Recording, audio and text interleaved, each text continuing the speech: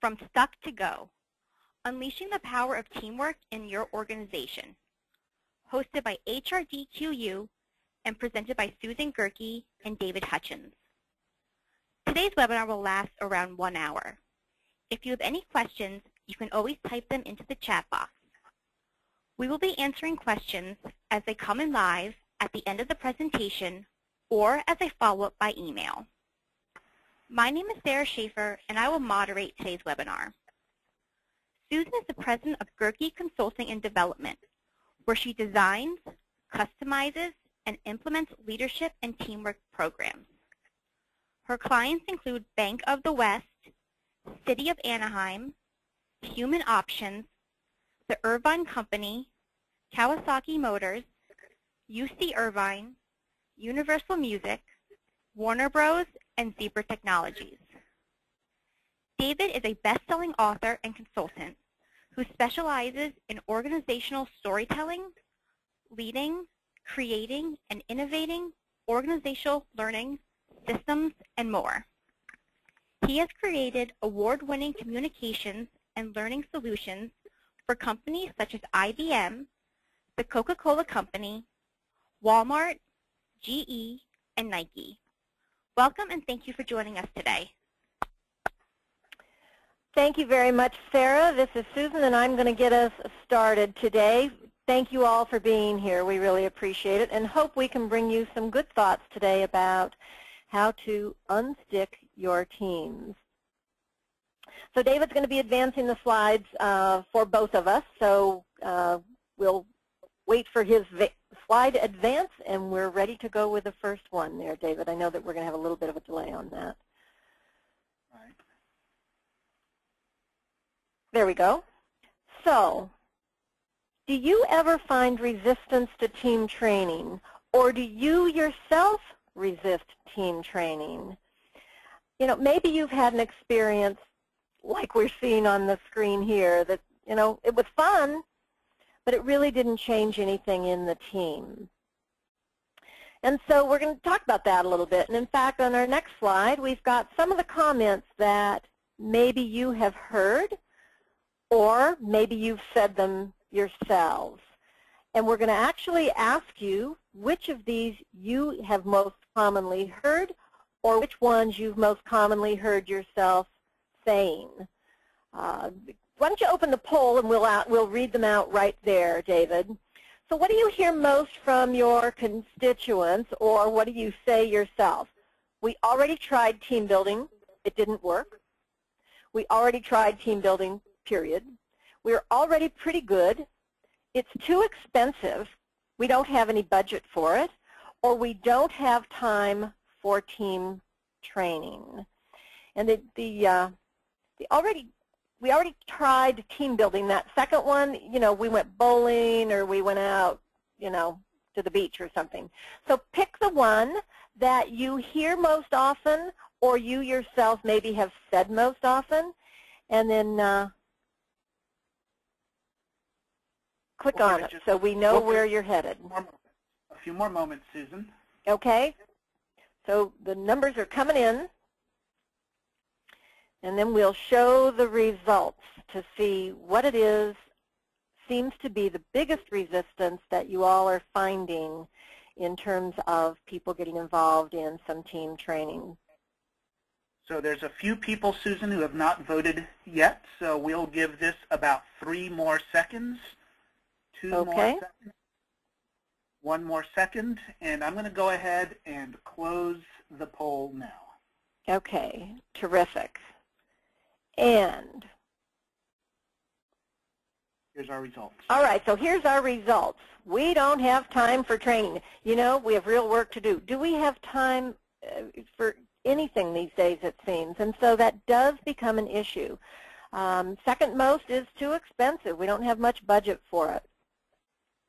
And so what we want to do today is give you some thoughts about and some perspectives on some ways you might be able to deal with the resistance you might be seeing to team training. So we're going to look at 2 things. David's going to start by talking to you about Kolb's learning cycle, and then I'll come back and talk about some foundational things as well as the stages that teams go through. So, David, why don't you take it away and get us into the learning cycle? Okay, well, thank you, Susan. Hi, this is David Hutchens, and thank you to each of you for choosing to spend a little bit of your day with us today. And yeah, let's talk about this idea of learning in teams and some things that can become obstacles or enablers of that learning. Have you ever seen those television commercials where they make fun of team trainers? You know, it seems like these commercials kind of cycle through periodically. Usually it's in an ad where they want to show people who are on the job and they're just miserable. And I actually saw one last year. It was for an online travel company. I think it was Expedia.com or something.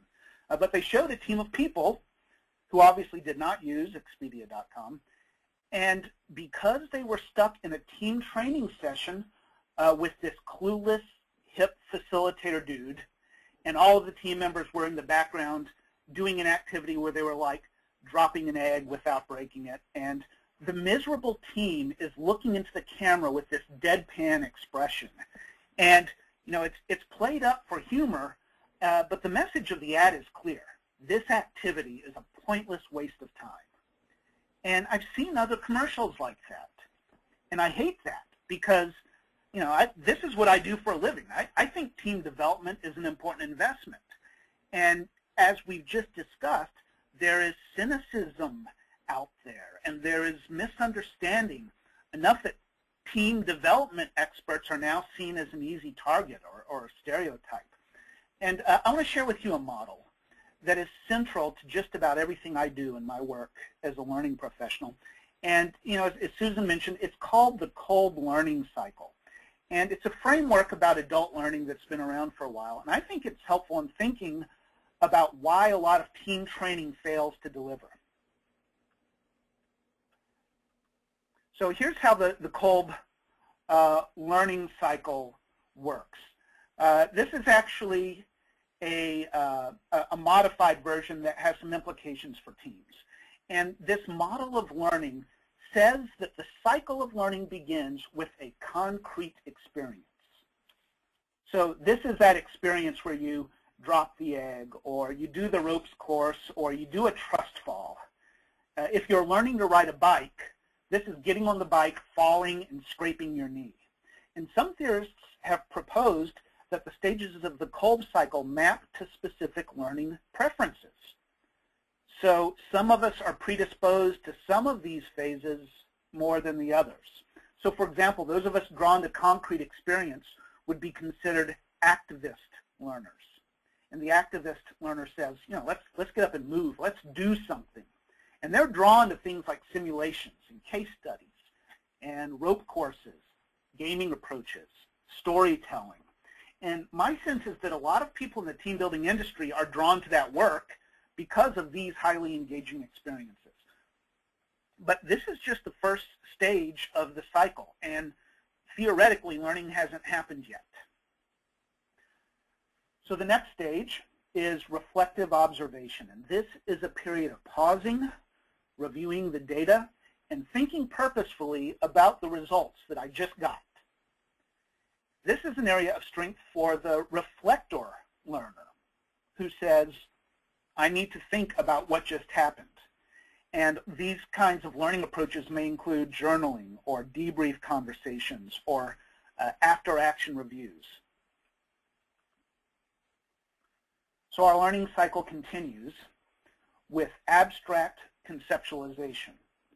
And that's what I'm doing right now. We're comparing models and theories. We're comparing this framework to our reality and to our experience in an attempt to make sense and draw some meaning out of what we experience. And so this is the domain of the theorist learner who says, you know, how does this relate to that? You know, they're connecting experiences with frameworks. And this kind of learner is drawn to models, analogy and metaphor, papers, lectures. So in our sequence, we've started with an experience. We've paused to reflect on our results, and then we've compared our experience to existing models and theories. So what happens next? Active experimentation is where we take all of that and put it together, and we plan to take the next step. And now we're going to engineer a new concrete experience, only this time at a higher level of awareness and capability. And in the theory, these learners are called pragmatists, and they say, okay, what are we going to do next? Let's turn this into action. In learning design, this is the realm of the action plan.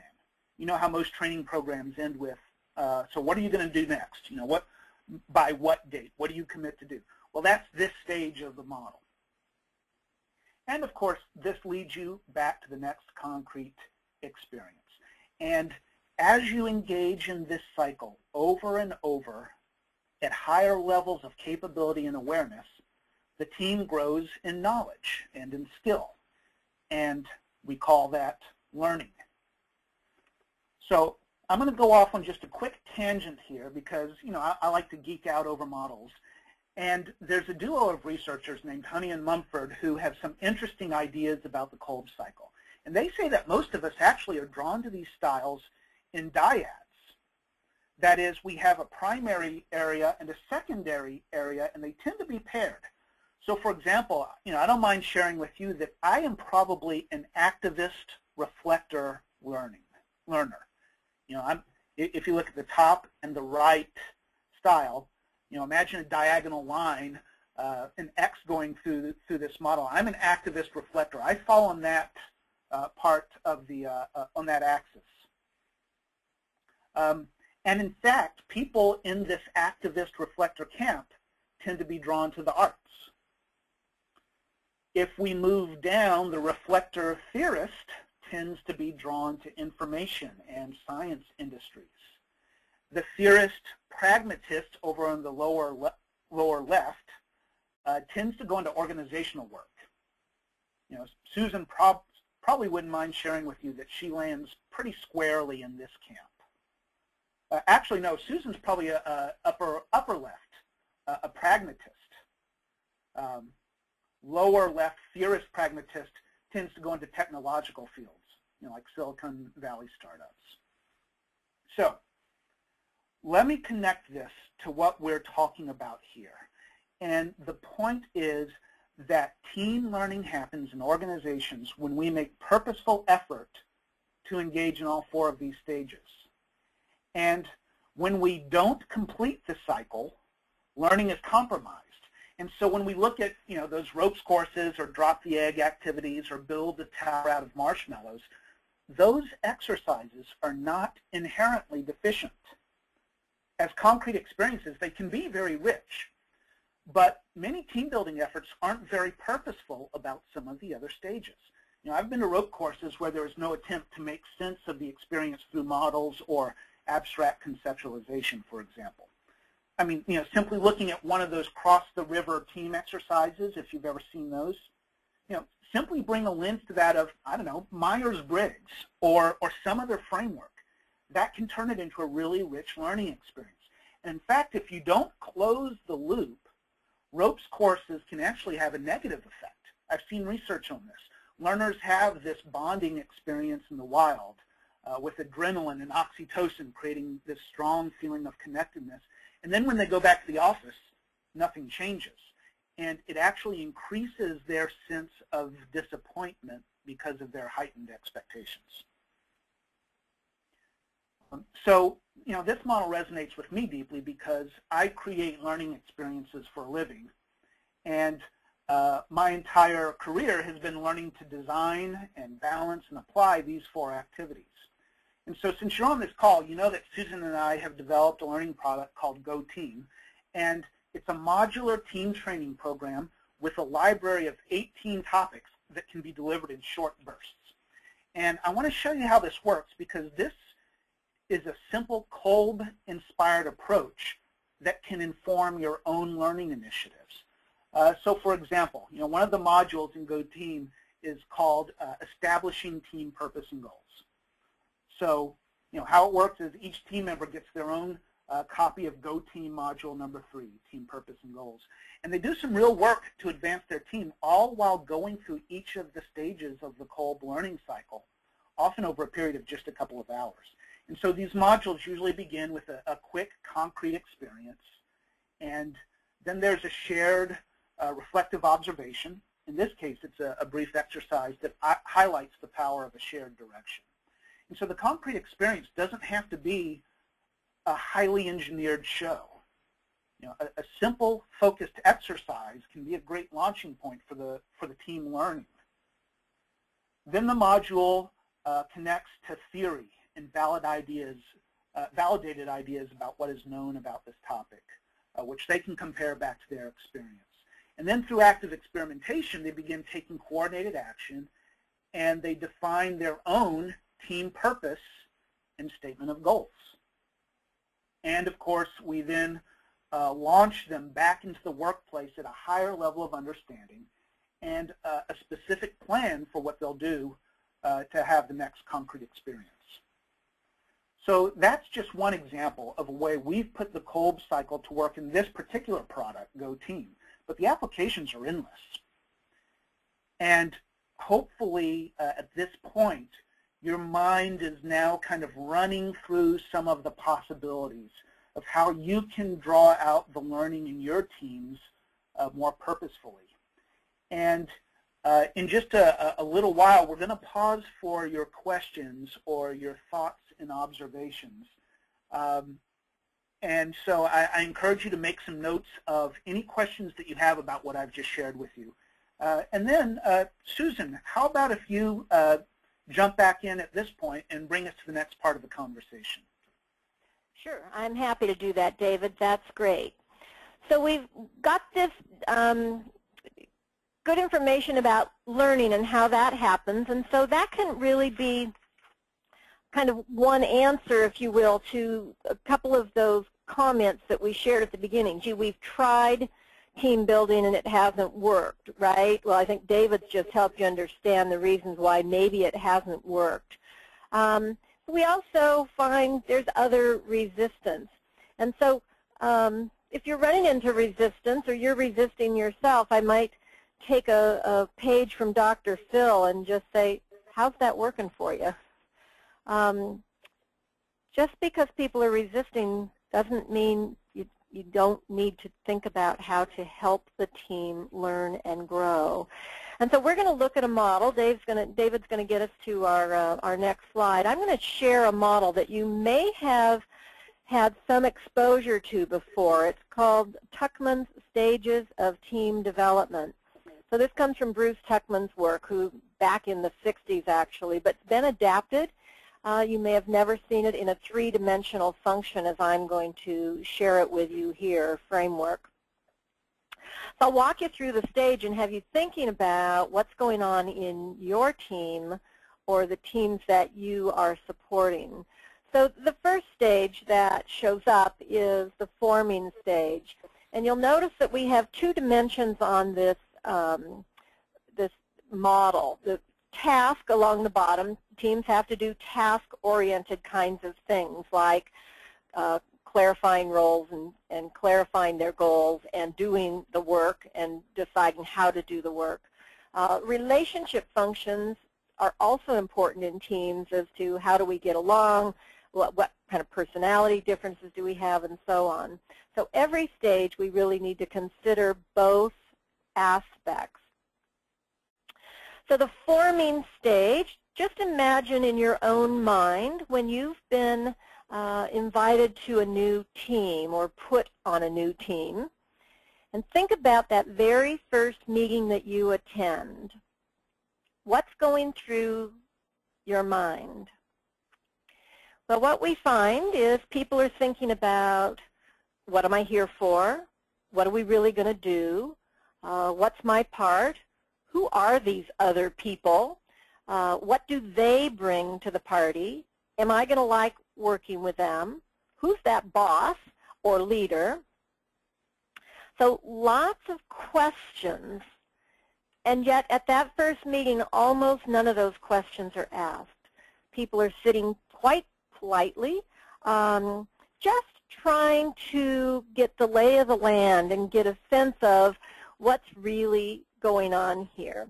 So there's often some feelings of anxiety that would be attached to this as well, or some real excitement on the parts of some people. And so that's a bit about the forming stage. We get through that stage generally relatively quickly and move to the next stage, which David is showing us, storming. Storm might be a good way to think about what often happens at the storming stage. We begin to experience a discrepancy, if you will, between hopes and reality. You know, I was hoping this team would be different and we'd all get along really well and we'd be very productive right away, and the reality is that's not happening. There's often disagreement about the goals or the tasks or the action plans, and so those are a little bit task-oriented parts of this. We're not making as much progress as people think we should or would like to. There's often a competing for power or attention, trying to figure out who to align with, who's really got the power. Subgroups can be formed at this point, and we might not form them as the leader, but they might just start showing up. And often subgroups show up in a way that isn't the way we might lay them out. Scapegoating or blaming is not uncommon at this point, and a resistance to being led. So then we're not even happy with what the leader is doing. And so it can be a very frustrating stage. What it looks like can vary greatly. In some teams, it's very quiet and polite when we're in the meetings together, but after the meeting, the conversations in little small groups or side conversations is where a lot of the storming goes. Others, the storming actually is happening right in the meeting, and so there is raised voices and frustration expressed and so on. So it can look different in different teams, but with rare exceptions, you'll find that teams will have some amount of storming, and some never actually get out of it. The third stage, which hopefully we get through the storm, we move into the norming stage, which has a feelings of relief that we've made it through the storm, but also a real sense of cohesion is coming together. People are feeling more confident about working together. We've got harmony, trust is building, we support one another, respect each other. There's evidence of progress towards the work. You see as we're moving across those task functions, that says we're getting work accomplished. There's more openness, giving and receiving of feedback to one another. Using team language, there's probably inside jokes in the team that if somebody from the outside were to come in, probably wouldn't catch some of the language and jokes that the people are sharing with each other. The fourth stage then is called performing, and if you've ever been on a high-performance team, you know exactly what this is like. Real sense of pride, amazing production, performing in ways that nobody probably had anticipated. It's the classic 1 + 1 = 3 or 4 or 5. Amazing synergy, amazing production. Leadership emerges spontaneously. We adjust roles in the group very, very easily as needed. The team's very closely connected and working amazingly well together.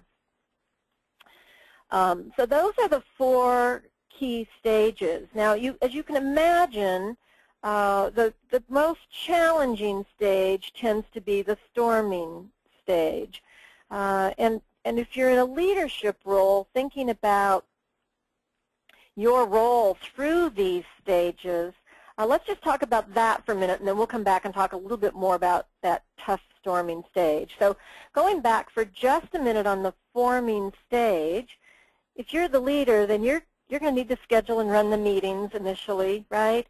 You're probably going to have to be clarifying the tasks and the roles, making sure we've got attainable goals and objectives, probably making the decisions. Doesn't mean you aren't getting input, but probably having to make the decisions. The team's probably not ready for that yet. And you're probably the one giving any feedback on performance. When you move to storming, again, the leader's got a pretty significant, fairly hands-on role. You're going to have to be facilitating the conflict resolution. You may have team members who have all individually have been experienced resolving conflicts, but not in this group. And so their ability to pull this group together and resolve that conflict is low. And so you as a leader will probably have to help do that. It's an important time to be sure people understand and recognize differences, so whether that's doing some personality work with them, some style work, that kind of stuff, doing some strengths work, any of that in the forming and storming stage will probably help with the relationship building. Probably facilitating decision making, still probably in the end making the actual decision, but more group involvement probably. By the time you get to norming, one of the problems I frequently see with the teams I work with is the leader's gotten so used to being so hands-on that he or she has sometimes a hard time letting go and can actually drive the team a little bit crazy. By the time the team is norming, they kind of know what they're doing, and they don't need somebody telling them and being so close in their supervision. And so it's important for a leader to move to more of a facilitative role, helping facilitate the meetings or encouraging the team to think outside the box or explore lots of options. I had a boss who was really good when we were forming and storming, but boy, he was driving us crazy at norming, and we finally started pointing out external obstacles that were getting in our way and kind of sent him off to work on those, and it was quite helpful to have him out of our way and helping us with some obstacles. And then just a thought about leaders and on performing teams. Once a team is at a high performance level, it's interesting. Sometimes the leader actually operates more as a member of the team rather than any kind of leadership role, or probably more commonly, the leader is even more distant from the team, and about the only thing he or she does is share information and provide a link to the larger organization. So let's go back then. So that little sense there, hopefully, that's helpful on what the leader should be doing. Let's look at now, what do we do about storming? Because if we don't deal with the storm, other unexpected, not happy things tend to happen.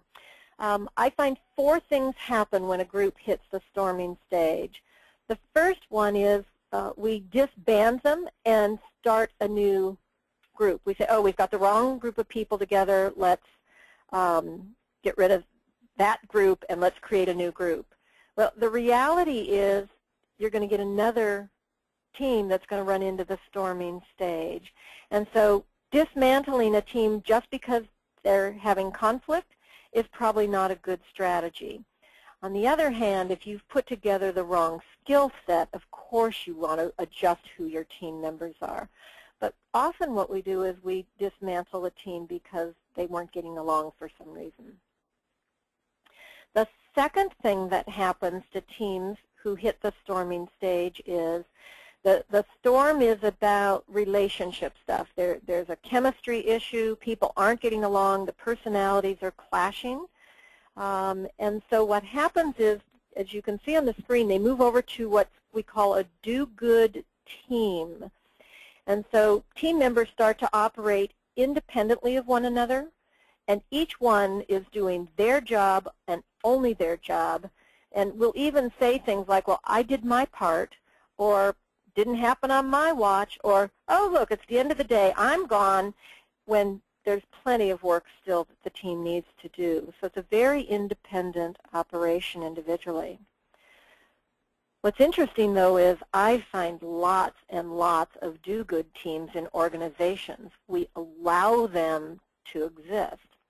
And if you look at where that arrow goes on the slide, we let them exist because they are producing there is output, there is production. And so it's like, well, we're getting something out of these teams, so let's stick with these teams as they are and let them be. The concern with that is you're not going to get the same kind or quality of output that you get from a high-performing team. Do-good teams, the word team probably shouldn't even be used, right? These are a group of individuals, and we're just adding the sum of their work. There's no collaboration, there's no building off one another's ideas, there's no creative thinking. And so the quality of the output is generally less than it could be if, in fact, all those other things were happening, the building off each other's ideas, the collaborating, the working together, and so on. So for the short term, do good work's okay, but for the long term, it's a going out of business strategy. Many of you have probably been in organizations that have outsourced a function, and sometimes we outsource a function that's operating as a do-good because the outsourcing company comes in and says, hey, we'll do that better, faster, cheaper. And so they come in and take it over and do it in a high-performing way versus in the do-good way. So if you've got do-good teams, yes, they're producing, but be very, very careful. They're probably not producing the quality you need, and it could be a going out of business strategy for your organization or your company or your department. Now, the third thing that happens when teams hit storming is the storm is about the task functions. In fact, they have great relationships. They might go have coffee together every day, go to lunch all the time, even go have drinks after work. Their kids may be playing soccer together. I mean, they've got a really great relationship with each other. Their conflict is around the task functions. They can't agree on what to do, when to do, or how to do it. And each time that topic comes up, they get in an argument. And so they don't want to risk their relationships, and so they don't talk about the work. And we call those feel-good teams. I was on a feel-good team. We had so much fun. Whenever we would get together, we were remote from each other. But when we would get together, we'd have some meeting time. But we'd go out to dinner, and we'd, go to a baseball game and do all kinds of fun stuff. There's a really big problem with feel-good teams. They don't get any work done. And so those we notice in organizations, and we do something about those. We reorganize them, or we refocus them, or we do something about those. And so those are three choices. We can reform the team, we can become a do-good team, we can become a feel-good team. The fourth choice is to deal with the storm. And the reality is we must deal with the storm. And the sooner you deal with it, better chance you have of helping the team break through that. I get calls for, would you come do some team building for us, Susan? I said, well, tell me about the team. How long have they been together? Understand a little bit about their problems. I said, so how long have they been having these problems? Not long ago, somebody said, 15 years. I said, and you think in a half a day, team building, we're going to solve the problems of 15 years? So don't let it go too long. Your job, if you're in the leadership role, is to help the team get through the storm. If you're in a learning role, an HR role, some other kind of role, then either help them get through or find some help for them to get through, or coach the leader to help them get through. The other thing you need to really know is the only way for a do-good team to move up to performing is to come back through the storm. Same thing for the feel-good teams. And so the reality is we have to face the conflicts, figure out what they are, and manage those conflicts. So hopefully this gets you thinking a little bit about the teams that you're part of and some of the issues that show up for you. So the reality is our best bet, particularly when we start a new team, is to be sure we really have some good foundational conversations that can help a team move towards high performance. And so let's look at some choices of what might actually be foundational questions. And we'll do a poll on this as well. So as you think about these kinds of conversations that teams might have, one would be about avoiding groupthink.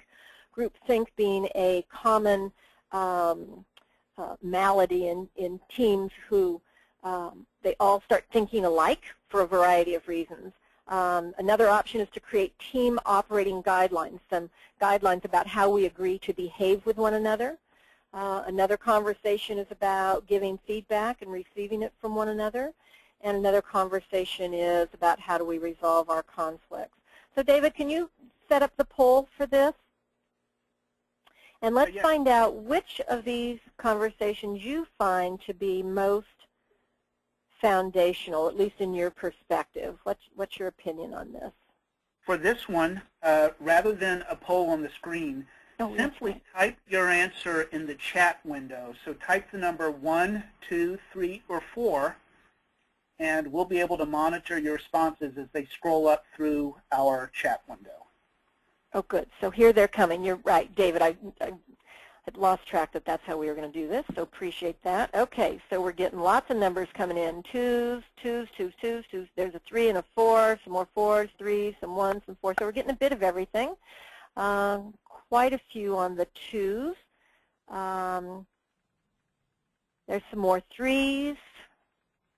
Quite a bit of 2s coming again. There's another batch of 3s. So we're getting lots of 2s and 3s, a few 4s, not much in the way of 1s. Somebody gave us both a 2 and a 3, which is good, thinking about what both of those might be for you. Good. So thanks for responding in that way. So quite a variety. So from our perspective, we think creating team operating guidelines is the most foundational of the 4. And let me tell you a little bit about that. When we have a conversation in a team about what's getting in the way of our work, we can then come back and agree on how we want to behave together. So it's something we can do later in a team. But I've found that if one of the early things I will do with a team is have them talk about how they want to be together. And they'll generate ideas like, let's listen to one another without interrupting. Let's start and end our meetings on time. Let's be prepared when we come together to do our work. Let's respect one another's time, etc. And so creating guidelines of 6 to 8 kind of key behaviors the group agrees on does two things. One, the act of creating the guidelines is creates a sense of team and togetherness as it is, and we begin to get to know each other as well. But it also gives us something to go back to when things don't go well. So we might be storming and maybe we're not behaving the way our guidelines are. It's easy to go back and say, well, wait a minute. Here's how we agreed to be, and look, we're not doing that. So let's refocus. I've found teams that are even in the norming stage might not have operating guidelines, and going back and having that conversation, so going back to something foundational, helps when they hit bumps in the road even further down the line as well. So that's why David and I would say number 2 is probably the most foundational. My thoughts about giving and receiving feedback, I find in forming and storming teams, many people don't feel quite safe yet giving feedback, and certainly aren't ready to hear it from their peers. And so that's often something that's better for teams to really explore in depth when they're a little bit more mature, maybe more in the norming stage. Conflict obviously belongs in the storming stage. And we found groupthink fits very, very well often for norming teams. After they've gotten through the storm and the frustrations, it's easy sometimes to get into let's not rock the boat mode, and that can create groupthink responses or some really poor solutions to issues. And so learning a little bit about groupthink when they're in the norming stage, they're often ready for that at that point. So hopefully that gives you some thoughts about the foundations. And so the next slide, David, shifts us to Go Team for a minute, which helps us with, and now you can see where we've placed some of these topics. The way we've put together the 18 topics is in 3 groups, and while you can do these topics in any order and have these conversations with a team at any time, really some of those things in level 1 are pretty foundational, right? What is a team? How do we work together? What's our purpose? What's everybody's role? Let's understand some differences in styles, and let's really do some assessing of our team. Once a team is, you know, kind of working together, whether they're struggling or trying to figure out how to be productive, then they can focus on communication and how are their meetings going to be effective, begin to learn how to make decisions, there's the group think, really learn how to resolve conflicts together and deal with some of the giant issues that might face them. And then finally, we find that teams that are high performing tend to be good at these things in the last category, and those are things then that teams are going to need to learn along the way as well so that they can be effective and be high performing. So spending some time figuring out how to build trust and giving feedback, learning how to share the leadership once we've got the leader letting go a little bit. High-performing teams, or as we're moving towards that, need to be able to be creative. They've got to manage the changes that come their way and really leverage the learning that happens as well. So hopefully, as we've been talking today, you begin to see the teams you've got, the teams you're supporting, what stage are they at, and what kinds of topics might be helpful for them as they grow from forming to storming to norming and performing. And of course, we want them to learn in a full learning approach where we touch on the concrete, we touch on the reflective, we touch on the abstract, and we touch on the active, so that everybody gets full learning out of whatever topic we're dealing with. So moving ahead.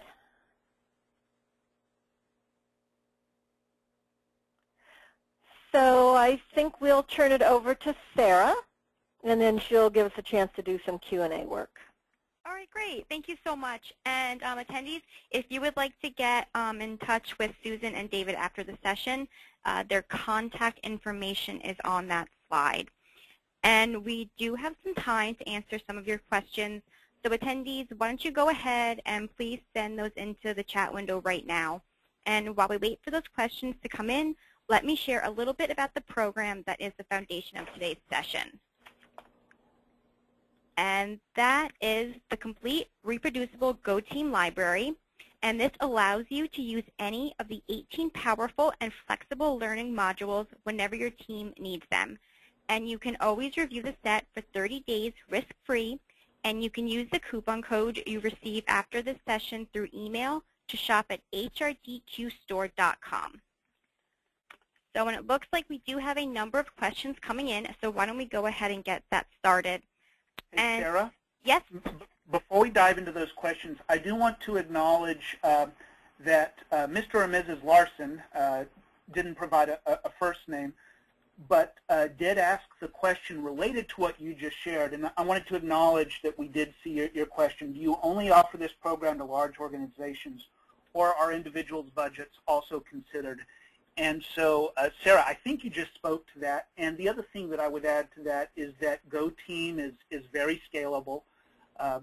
We've seen this product work with very large-scale interventions.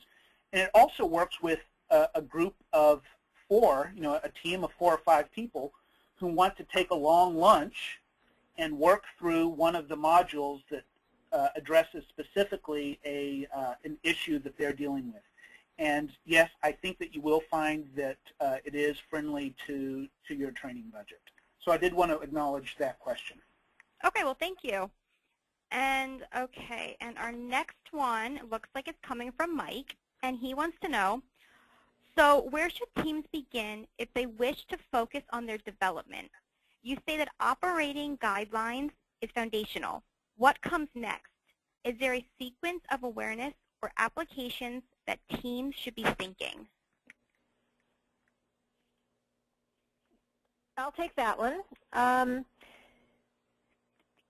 It depends on the team, I've found. And so some teams, role clarity is really good. Everybody knows exactly what their job is, and so they need to spend the energy on that. Other teams, it's so confusing about who's doing what, or I thought that was my job, or stuff falling through the cracks. And so role clarity is an important early topic. Not all teams need to spend time on it, though, because some of them have, the job descriptions make it really clear, or the organization has done some things to help with that. And clarity of purpose, goals, objectives, that kind of thing is another really important early one. We assume people all know what the purpose is and why we're here together as a team. You'd be amazed how often, if you ask each individual what the purpose of the team is, how much variation there is in that. And so I would say some of those really early ones, besides operating guidelines, are roles and purpose clarification as well. And I always think it's valuable to spend some time early in a team exploring differences in styles, personalities, strengths, something early on to begin to appreciate each other. Okay, perfect. Thank you. And our next one looks like is also coming from Michael. The process of setting ground rules always sounds like common sense to me. How do we make them impactful? I'll take that one, too, if that's okay, David. Yeah, please. Couple of things. The first thing is, I find if I just go into a group and tell them we're going to create operating guidelines, or the leader does, there's resistance. So I like to start out with the group thinking about the best meetings or group interactions they've ever had and what makes it that way, so we can have a little buy-in conversation and thought. So that's kind of the concrete experience. And then out of that, ask the question, what would be the value then for us as a team to have some agreed to ways of being together? So a little good buy-in conversation up front is helpful. Then by going through the process of deciding on what the 6 or 8 items are, be sure you don't create too many. Nobody can remember 15 things. We can remember 6 or 8. So it takes some process to get it down to a reasonable number. And then it's really important that each person verbally says, I agree on this list and I will abide by this list. And then I find a once a month or so check-in where we can all vote even on how well we think we're doing on each of those guidelines. So keeping it visible monthly to say, okay, are we doing better or worse on each of these? And then many organizations I work with will create a small job aid size, you know, a 5x8 kind of card with the operating guidelines on it that each person can keep at their desk, or even a wallet-sized card I've seen as well. So I think those things help reinforce it and keep it fresh for people. Okay, perfect. Thank you. And it looks like our next question is coming from Jenny. Can you talk a little bit about how to create team operating guidelines?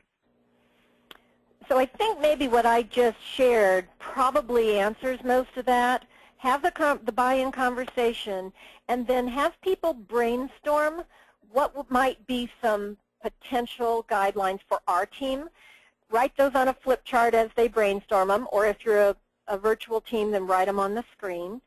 And you get a bunch, you know, get 20, 25 items, and then have the group start combining the things that are similar, maybe voting on the top ones that they like, until you can really narrow it down and get language that everybody agrees on.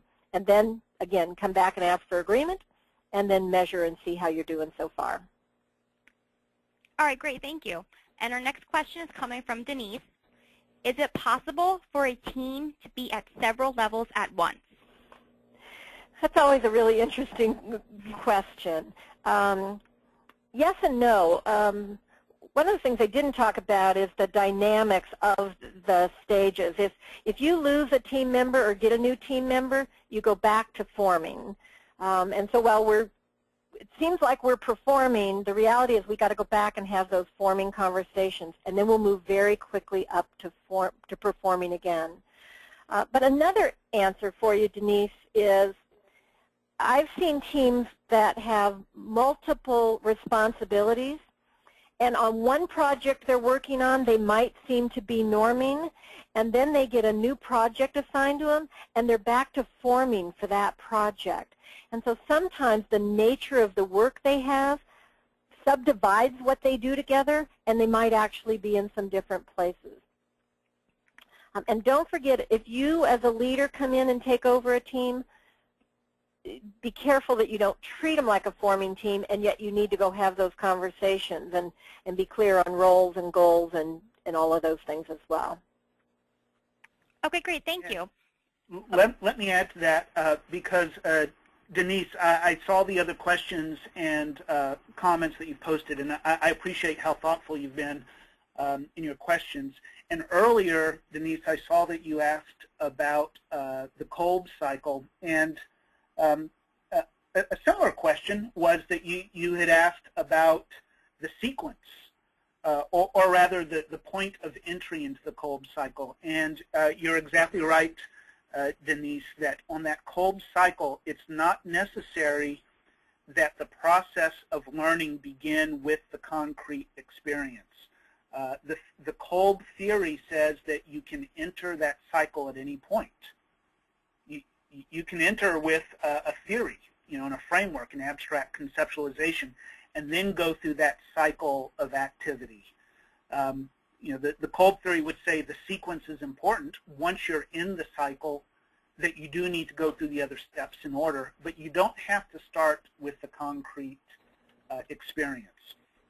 Now, as someone who develops learning experiences, as part of my vocation, I do think that there's an elegance to beginning with the experience.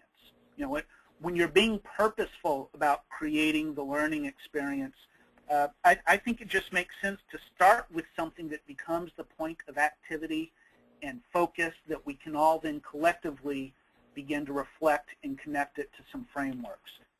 So for the designed experience, I think it's best to start with the concrete experience. And similarly, Jeffrey, I saw your question. Are you saying that team building camps are not worth the price versus Go Team? No, we're not saying that. Actually, those team building experiences can be very impactful, especially for those instances where you want some separation from your daily reality so that you can create that intense learning focus. Those off-site team building experiences can be very valuable things to do. When they're not effective is when they have not been designed in a way that you close that loop of learning. So, I've seen those off-site events not work very well because they did not work through the reflective observation, the abstract conceptualization, and then some kind of direct link back to the organization or the individual mental models and capabilities that now must be changed so that we can enter our work at a higher level of capability. So they're effective when that model is honored. And if you're considering an off-site team building event, it can absolutely be a wonderful thing to do. Okay, great. Thank you. And looks like we do have some time for a few more, so let's move on. This question is coming from Rick. What is the range of the size of teams you've worked with? Is there a team size that you have found that tends to create the best results? Great question, because our team sizes often are reflective of the work and how many people we need to do the actual work. David and I work as a team beautifully, and there's only 2 of us, and that's pretty small for a team. So I've worked with teams as small as 2, and I've worked with teams as large as 15 to 20, but then you start to realize they're not actually teams. They're often more groups at that level, and there's sub-teams within them. Back in the early 90s, you may be familiar with The Wisdom of Teams by Katzenbach and Smith. Was kind of, at the time, I think, the real foundational research and work that came out about teams, and I continually refer back to it, and so do others who spend a lot of time working with teams. Katzenbach and Smith talk about the sweet spot of being like 5 to 7 people. You get bigger than that, and communication gets very complex. Trying to keep everybody in the loop is very difficult. And so when you start to get bigger than that, there's some real challenges. When you get smaller than that 5 to 7 range, you've got some real risk of not having enough different ideas or enough perspectives or enough skills and so on. So the sweet spot is that 5 to 7. Again, that's not always what's practical. So I've found if your teams are bigger than that, be thoughtful about how to create subgroups that make sense within that bigger team so that you can manage communication and manage the work more effectively. And if you've got really small groups, then be sure you've got outside influence that's connected to them in some way so that they are getting input from other sources other than just being very, very narrow to themselves. All right, wonderful. Thank you. And our next question is coming from Dan. What if you are an established team and you've been together for a while and you want to start focusing on your development? What then? There's so many choices. If the team's working pretty well, they're often to me that sounds like a norming team, right? We're doing pretty well, but we know there's something that could get us to a little bit better place. I find maybe focusing on giving and receiving feedback, sometimes focusing on how can we be more creative, sometimes a focus on, particularly if there's a lot of change going on in the organization, how can we better manage that together? And doing some learning around those kinds of topics together helps build the team, right? And helps us have to do some different kinds of things together that will, in fact, help us grow. You might even go back and look at some of the topics that we've suggested here and say, you know what, our team has never really spent much energy thinking about how we make decisions. And maybe it's time for us to go visit that and see how we might do a better job with that. Or, gee, groupthink is such a different topic that we rarely see, and yet the teams I work with groupthink love what it does for the team. So you can almost pick anything that the team can get excited about. Or even in our case, the Go Team Module 18 is leveraging team learning. It goes and looks at the Kolb cycle and lets people identify what their style is and so on, so it can be a lot of fun as well. Okay, well, thank you so much. And Susan and David, would you like to add any final thoughts before we go ahead and close up? I will just say thank you to all of you. Appreciate your questions, and sorry we couldn't get to all of them, but hopefully this has been valuable for you. David? Agreed. Your questions and comments in the chat window have been very thoughtful, and I've been attempting to reply to some of them via chat text, so hopefully you don't feel ignored. And thank you for spending part of your day with us. And please do feel free to reach out if there's any other way that we can support you. Okay, well, great. And yes, if we did not get to answer your questions, you will receive an emailed response probably next week.